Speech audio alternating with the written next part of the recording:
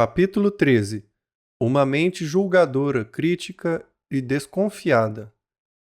Não julgueis, para que não sejais julgados.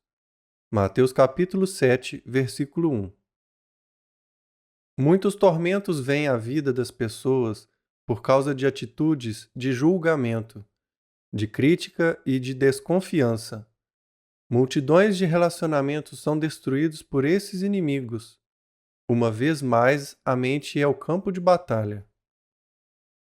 Pensamentos, apenas eu penso, podem ser a ferramenta que o diabo usa para manter uma pessoa solitária. As pessoas não gostam de estar perto de alguém que precisa de dar opinião sobre tudo. Para ilustrar, certa vez conheci uma mulher cujo marido era um empresário muito rico. Ele era geralmente muito calmo, e ela queria que ele falasse mais. Ele sabia bastante sobre muitas coisas. Ela ficava zangada com ele quando eles estavam em um grupo de pessoas e alguém começava uma conversa sobre um assunto com o qual seu marido poderia ter contribuído inteligentemente. Ele poderia ter lhes dito tudo o que sabia, mas não o fazia. Certa noite, depois que ele e sua esposa haviam retornado de uma festa, ela o repreendeu dizendo: "Por que você não disse àquelas pessoas o que você sabia sobre o que eles estavam conversando? Você só ficou lá e agiu como se não soubesse coisa alguma." "Eu já sei o que eu sei," ele respondeu. "Tento ficar quieto e ouvir. Assim eu posso descobrir o que os outros sabem." Entendi que era exatamente por isso que ele era rico. Ele também era sábio. Poucas pessoas conseguem riqueza sem sabedoria. E poucas pessoas têm amigos sem usar sabedoria em seus relacionamentos. Ser rápido para julgar, ser opiniático e ser crítico são com certeza três maneiras de ver um relacionamento se dissolver. Satanás com certeza quer que sejamos rejeitados, então ele ataca nossa mente nessas áreas. Este capítulo, espero, nos ajudará a reconhecer padrões errados de pensamentos. Subtítulo: O julgar definido. No Dicionário Expositivo das Palavras do Novo Testamento, de Vine, uma das palavras gregas traduzidas como julgamento é parcialmente definida como uma decisão sobre as faltas dos outros e contém uma referência cruzada à palavra condenação. De acordo com a mesma fonte, uma das palavras gregas traduzida como julgar é parcialmente definida como formar uma opinião e contém uma referência cruzada à palavra sentença. Deus é o único que tem o direito de condenar ou sentenciar. Portanto, quando fazemos um julgamento sobre alguém, estamos, de certo modo, nos colocando como Deus na vida dessa pessoa. Não sei sobre você, mas isso coloca um pequeno medo divino em mim. Sou bastante ousada, mas não estou interessada em tentar ser Deus. Essas áreas foram no passado um problema sério em minha personalidade, e acredito que serei capaz de dividir algumas coisas que Deus tem me ensinado que o ajudarão. Crítica, opiniões e julgamento parecem ser parentes. Então vamos discuti-los juntos como um problema gigante. Eu era crítica porque sempre parecia ver o que estava errado, em vez de ver o que estava certo. Algumas personalidades são mais propensas a essa falha do que outras. Alguns tipos de personalidades mais joviais não querem ver nada, exceto as coisas felizes e divertidas da vida. Então, eles não prestam muita atenção nas coisas que poderiam arruinar seu prazer. A personalidade mais melancólica ou a personalidade controladora frequentemente vê o que é errado primeiro. Geralmente, as pessoas com esse tipo de personalidade são generosas em compartilhar suas opiniões negativas e pontos de vista com os outros. Devemos perceber que temos nossa própria maneira de ver as coisas. Gostamos de dizer às pessoas o que pensamos, e esse é exatamente o ponto. O que eu penso pode ser certo para mim, mas não necessariamente certo para você, e vice-versa. Com certeza, sabemos que não roubarás é certo para todos, mas aqui estou falando de milhares de coisas que encontramos todo dia que não são necessariamente nem certas nem erradas, mas são simplesmente escolhas pessoais. Eu poderia acrescentar que essas são escolhas que as pessoas têm o direito de fazer por conta própria, sem interferência externa. Eu e meu marido somos extremamente diferentes em nosso enfoque sobre muitas coisas. Decorar uma casa seria uma dessas coisas. Não é que não gostemos de qualquer coisa que o outro escolher, mas se sairmos para fazer compras de coisas da casa juntos, sempre parece que o Dave gosta de uma coisa e eu de outra. Por quê? Simplesmente porque somos duas pessoas diferentes. A opinião dele é tão boa quanto a minha, e a minha é tão boa quanto a dele. Elas são simplesmente diferentes. Levou anos para que eu entendesse que não havia nada errado com Dave só porque ele não concordava comigo. E, claro, geralmente eu o deixava saber que havia alguma coisa errada com ele por não compartilhar minha opinião. Obviamente, minha atitude causou muito atrito entre nós e machucou nosso relacionamento. Subtítulo: Orgulho, um problema do eu. Digo a cada um dentre vós que não se valorize nem pense de si mesmo além do que convém. Não tenha uma opinião exagerada de sua própria importância. Antes, pense com moderação. Avalie sua habilidade com julgamento sóbrio, segundo a medida da fé que Deus repartiu a cada um. Romanos capítulo 12, versículo 3. Julgamento e crítica são frutos de um problema mais profundo, o orgulho. Quando o eu em nós é maior do que deveria ser, ele sempre causará os tipos de problemas que estamos discutindo. A Bíblia repetidamente nos adverte sobre sermos presunçosos. Sempre que nos superamos em uma área, é apenas porque Deus nos deu um presente de graça por isso. Se formos presunçosos ou tivermos uma opinião exagerada de nós mesmos, então isso nos levará a desprezar os outros e a avaliá-los como menos do que somos. Esse tipo de atitude ou pensamento é extremamente detestável ao Senhor e abre muitas portas ao inimigo em nossa vida. Subtítulo: Temor Santo. Irmãos, se alguém for surpreendido em alguma falta ou pecado de qualquer natureza, vós que sois espirituais, que sois responsivos ao Espírito Santo e controlados por ele, corrigi-o e restaurai-o e reintegrai-o sem qualquer senso de superioridade e com espírito de brandura. E guardai-vos, mantende um olho atento para vós mesmos, para que não sejais também tentados. Levai, suportai, carregai as cargas e as falhas morais e incômodas uns dos outros, e assim cumprireis e observareis perfeitamente a lei de Cristo, o Messias, e completareis o que está faltando em obediência a ele. Porque se alguém, qualquer pessoa, julga ser alguma coisa muito importante para condescender em sustentar o fardo de outrem, não sendo nada, a si mesmo se engana e se ilude. Gálatas capítulo 6, versículos do 1 ao 3. Um exame cuidadoso dessa passagem revela-nos rapidamente como devemos agir em relação à fraqueza que observamos nos outros. Ela demonstra a atitude mental que devemos manter dentro de nós mesmos. Devemos ter um temor santo do orgulho e devemos ser cuidadosos com o julgar os outros ou ser críticos com eles. Subtítulo: Quem somos nós para julgar? Quem és tu que julgas e censuras o servo alheio? Para o seu próprio Senhor está em pé ou cai, mas estará em pé e será sustentado, porque o Senhor, o Mestre, é poderoso para o suster, e fazê-lo ficar de pé. Romanos capítulo 14, versículo 4. Pense dessa forma. Digamos que sua vizinha viesse à sua porta e começasse a instruí-lo sobre o que os seus filhos deveriam vestir para a escola e quais as matérias ela achava que eles deveriam fazer. Como você reagiria?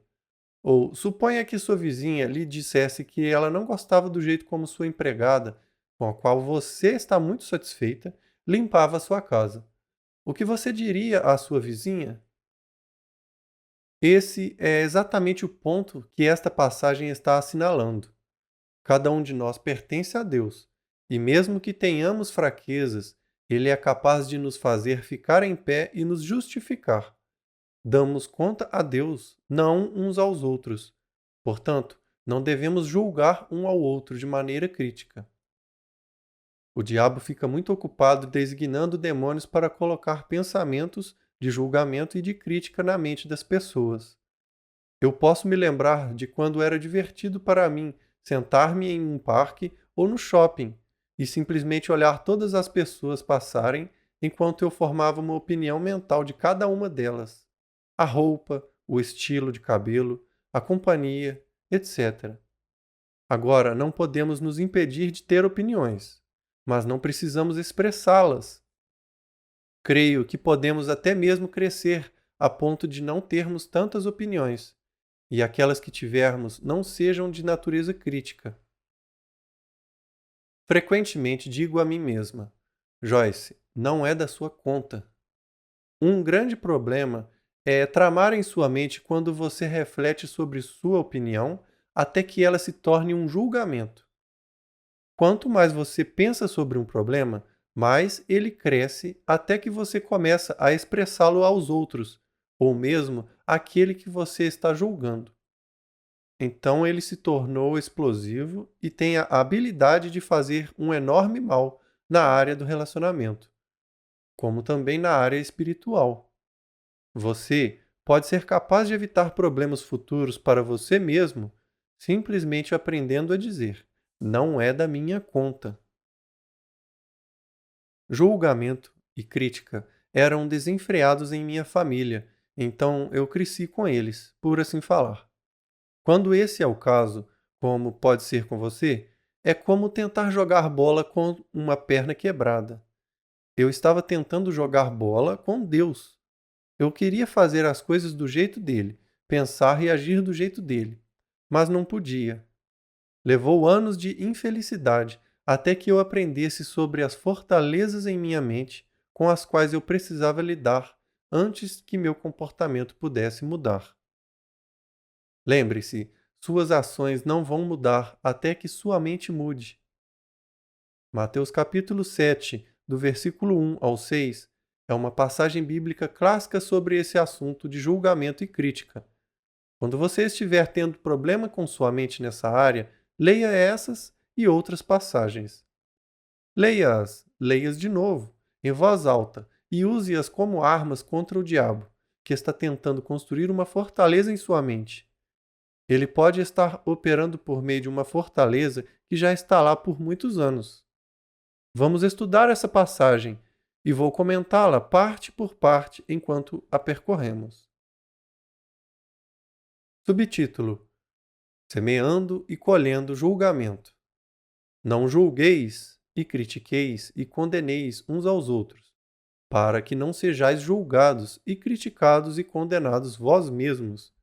Pois, com o critério que julgardes e criticardes e condenardes os outros, sereis julgados e criticados e condenados. E de acordo com a medida com que tiverdes medido os outros, vos medirão também. Mateus capítulo 7, versículo 1 e 2. Essa passagem nos diz claramente que colheremos o que plantamos. Gálatas 6, 7. Semear e colher não se aplica apenas às áreas agrícolas e financeiras. Aplicam-se também à área mental. Podemos semear e colher uma atitude da mesma forma que uma plantação ou um investimento. Um pastor que conheço diz que, quando ele ouve que alguém falou dele de forma maldosa e com julgamento, ele se pergunta: Eles estão semeando ou eu estou colhendo? Muitas vezes estamos colhendo em nossa vida o que semeamos anteriormente na vida de outra pessoa. Subtítulo: Médico, cura-te a ti mesmo.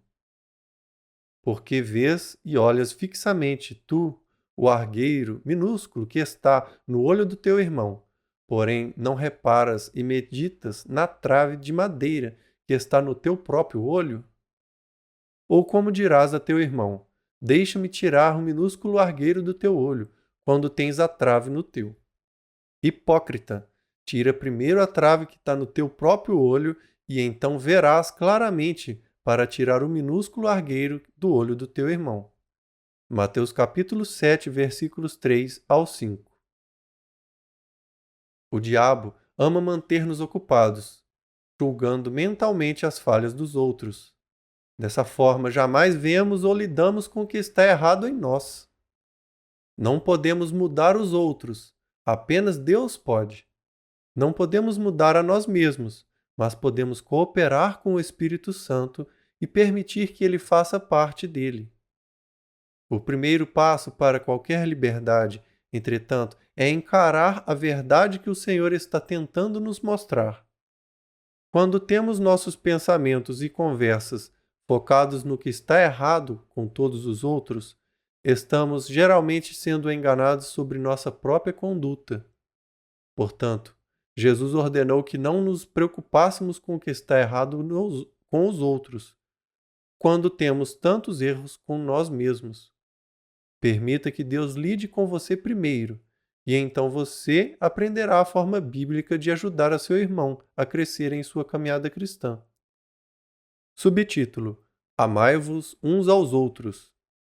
Não deis aos cães o que é santo, as coisas sagradas, nem lanceis ante aos porcos as vossas pérolas, para que não as pisem com os pés, e voltando-se vos dilacerem. Mateus capítulo 7, versículo 6. Creio que esta passagem bíblica está se referindo à nossa habilidade dada por Deus para amar uns aos outros.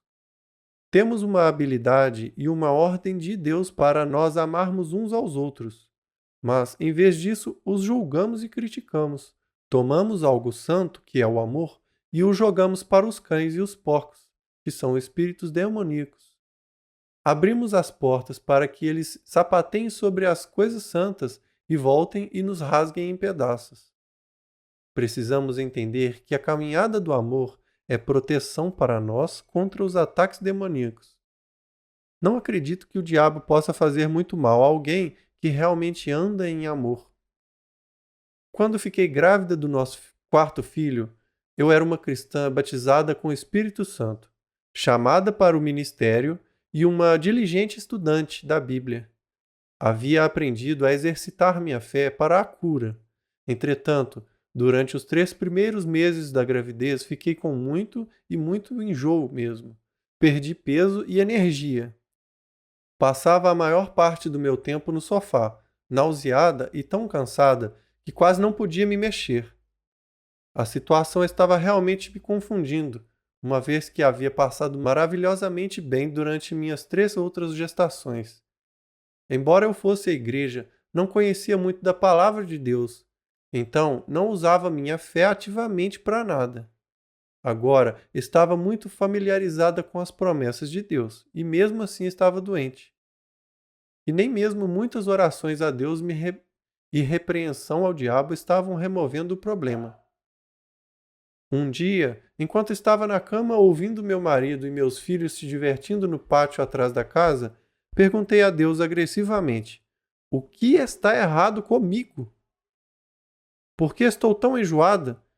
E por que não estou melhorando? O Espírito Santo me moveu a ler Mateus capítulo 7, versículo 1. Perguntei ao Senhor o que aquela passagem tinha a ver com a minha saúde. Continuei sentindo que deveria lê-la de novo e de novo. Finalmente, Deus abriu a minha memória para um evento que havia acontecido 2 anos antes. Eu havia dirigido um estudo bíblico doméstico, ao qual compareceu uma jovem senhora a quem chamaremos de Jane. Jane frequentou o curso fielmente até que engravidou, mas então tornou difícil para ela comparecer regularmente, porque ela estava sempre cansada e se sentindo mal. Enquanto estava deitada naquele dia, lembrei-me de que outra irmã cristã e eu tínhamos conversado sobre Jane, julgando-a e criticando-a porque ela não se esforçava nas suas circunstâncias e não era diligente em vir ao estudo bíblico. Jamais nos oferecemos para ajudá-la de qualquer maneira. Apenas formamos uma opinião de que ela era uma fraca e estava usando a gravidez como desculpa para ser preguiçosa e auto-indulgente.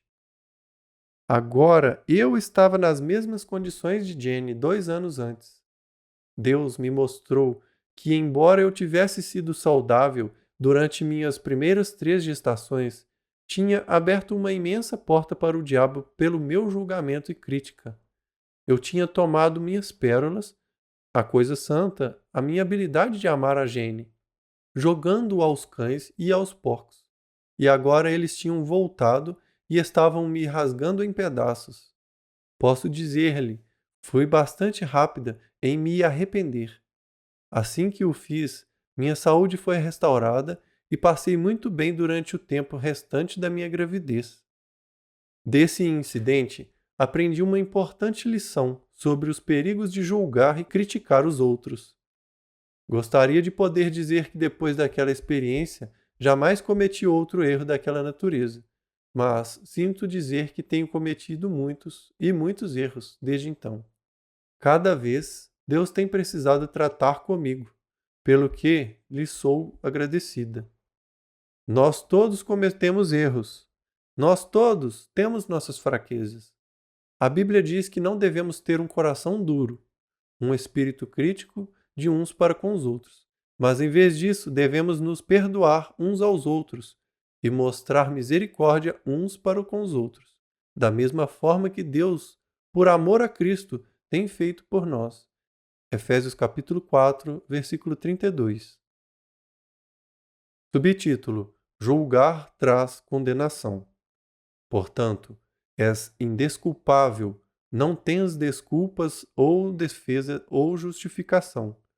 Ó homem, quando julgas quem quer que sejas, porque no que julgas e passas a sentença a outro, a ti mesmo te condenas, pois tu que julgas habitualmente praticas as próprias coisas que condenas, e censura e denuncias. Romanos capítulo 2, versículo 1. Em outras palavras, nós fazemos exatamente as mesmas coisas pelas quais julgamos os outros. O Senhor deu-me um exemplo muito bom certa vez para ajudar-me a entender esse princípio. Eu estava ponderando por que nós mesmos fazíamos algumas coisas e achávamos perfeitamente correto, mas julgávamos alguém que as fizesse. Ele disse: Joyce, você se olha com os óculos cor-de-rosa, mas olha para todos os outros com lentes de aumento. Nós nos desculpamos por nosso comportamento, mas quando alguém mais faz a mesma coisa que fazemos, frequentemente não mostramos misericórdia. Fazer aos outros o que queremos que eles nos façam. Mateus capítulo 7, versículo 12. É um bom princípio para a vida, o qual, se seguido, evitará muito julgamento e crítica. Uma mente julgadora é um ramo de uma mente negativa. Pensar sobre o que está errado com alguém em vez de pensar no que está certo. Seja positivo e não negativo. Outros se beneficiarão, mas você se beneficiará mais do que qualquer um. Subtítulo: Guarde o seu coração. Sobre tudo o que se deve guardar, guarda e cuida com toda vigilância o teu coração, porque dele procedem as fontes da vida. Provérbios capítulo 4, versículo 23. Se você quer vida fluindo para você e de você, guarde o seu coração. Certos tipos de pensamentos são impensáveis para um crente. Entre eles estão julgamento e crítica. Todas as coisas que Deus tenta nos ensinar são para o nosso próprio bem e felicidade. Seguir o caminho de Deus traz a fecundidade. Seguir o caminho do diabo traz a decadência. Subtítulo: Suspeite da suspeita. O amor tudo suporta, sob qualquer coisa e tudo que venha.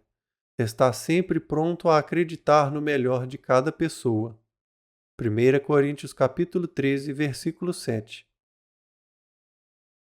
Posso dizer, honestamente, que a obediência a esta passagem tem sempre sido um desafio para mim. Foi criada para ser desconfiada. Na verdade, fui ensinada a desconfiar de todos, especialmente se eles fingissem ser bons, porque deviam estar querendo alguma coisa. Além de ser ensinada a desconfiar dos outros e dos seus motivos, tive várias experiências desapontadoras com pessoas não apenas antes de ter me tornado uma cristã ativa, mas depois disso também. Meditar nos componentes do amor e perceber que o amor sempre espera o melhor tem me ajudado grandemente a desenvolver uma nova forma de pensar. Quando sua mente for envenenada ou quando Satanás ganhar fortalezas em sua mente, ela precisa ser renovada de acordo com a palavra de Deus. Isso é feito aprendendo-se a palavra e meditando, refletindo sobre ela, murmurando-a para você mesmo, pensando nela. Nós temos o maravilhoso Espírito Santo em nós para nos lembrar quando nossos pensamentos estiverem indo na direção errada. Deus faz isso por mim quando estou tendo pensamentos de desconfiança em vez de pensamentos amorosos. O homem natural pensa: se eu confiar nas pessoas, elas se aproveitarão de mim. Talvez, mas os benefícios superam de longe quaisquer experiências negativas. Confiança e fé trazem alegria à vida e ajudam os relacionamentos a crescer até seu potencial máximo. A suspeita, ela mutila um relacionamento e geralmente o destrói. A coisa mais importante a considerar é esta: os caminhos de Deus funcionam, os caminhos do homem não. Deus condena o julgamento, a crítica e a suspeita, e da mesma maneira nós deveríamos fazê-lo. Ame o que Deus ama, odeie o que Deus odeia. Permita o que Ele permite e rejeite o que Ele rejeita. Uma atitude equilibrada é sempre a melhor política. Isso não significa que não devamos usar sabedoria e discernimento em nossa conduta com os outros. Não precisamos abrir nossa vida a cada pessoa que encontramos, dando a cada uma a chance de nos triturar. Por outro lado, não precisamos olhar para todo mundo com um olho negativo e suspeito, sempre esperando que os outros se aproveitarão de nós. Subtítulo: Confie em Deus completamente e no homem discretamente. Estando ele em Jerusalém durante a festa da Páscoa, muitos, vendo os sinais e maravilhas e milagres que ele fazia, creram no seu nome, identificaram-se com o seu grupo. Mas o próprio Jesus não se confiava a eles, porque os conhecia a todos. E não precisava de que alguém lhe desse testemunho a respeito do homem. Ele não precisava que ninguém lhe desse evidências sobre os homens, porque ele mesmo sabia o que era a natureza humana. Ele podia ler os corações dos homens. João capítulo 2, versículos 23 ao 25. Certa vez, depois que fui envolvida em uma situação desapontadora na igreja, Deus trouxe João 2, do 23 ao 25, à minha mente. Essa passagem fala do relacionamento de Jesus com seus discípulos. Ela diz claramente que ele não se confiava a eles. Ela não diz que ele suspeitava deles ou que não tinha confiança neles. Antes, apenas explica que, como ele entendia a natureza humana que todos nós temos, não se confiava a eles de forma desequilibrada. Aprendi uma boa lição. Eu tinha sido machucado profundamente na situação da igreja porque eu tinha me envolvido demais com um grupo de senhoras e perdi o equilíbrio. Cada vez que perdemos o equilíbrio, abrimos a porta para o diabo. A primeira carta de Pedro, no capítulo 5, versículo 8, diz: Sede bem equilibrados, sóbrios, de mente, e vigilantes, e cautelosos em todas as ocasiões, porque o diabo, vosso adversário, anda em derredor, como leão que ruge com fome selvagem, procurando alguém para agarrar e devorar. Aprendi que estava me apoiando nas senhoras desse grupo e colocando nelas uma confiança que pertencia apenas a Deus. Só podemos ir até aí em qualquer relacionamento humano. Se formos além da sabedoria, problemas surgirão e seremos machucados. Sempre coloque sua confiança completa no Senhor. Assim fazendo, abrirá a porta para o Espírito Santo deixá-lo saber quando você está cruzando a linha do equilíbrio. Algumas pessoas acham que têm discernimento, quando na verdade são apenas desconfiadas. Há um verdadeiro dom do Espírito chamado de discernimento de espíritos. 1 Coríntios capítulo 12, versículo 10. Ele discerne o bom e o mal, não apenas o mal. A suspeita vem de uma mente não renovada. O discernimento vem de um espírito renovado. Ore por dons verdadeiros, não por carne que se disfarça de dons do Espírito. O verdadeiro discernimento espiritual provocará oração, não fofoca. Se um problema genuíno está sendo discernido por um dom verdadeiro, esse seguirá o padrão divino para lidar com aquele, não formas carnais que apenas espalham e aumentam o problema. Subtítulo: Palavras doces, agradáveis e curativas. O coração do sábio é mestre de sua boca e aumenta o conhecimento, e a persuasão nos seus lábios. Palavras agradáveis são como favo de mel, doces para a alma e medicina para o corpo. Provérbios capítulo 16, versículos 23 e 24. Palavras e pensamentos são como osso e medula, tão próximos que é difícil dividi-los. Hebreus 4, 12. Nossos pensamentos são palavras silenciosas que apenas nós e o Senhor ouvimos. Mas tais palavras afetam nosso homem interior, nossa saúde, nossa alegria e nossa atitude. As coisas que frequentemente pensamos saem da nossa boca.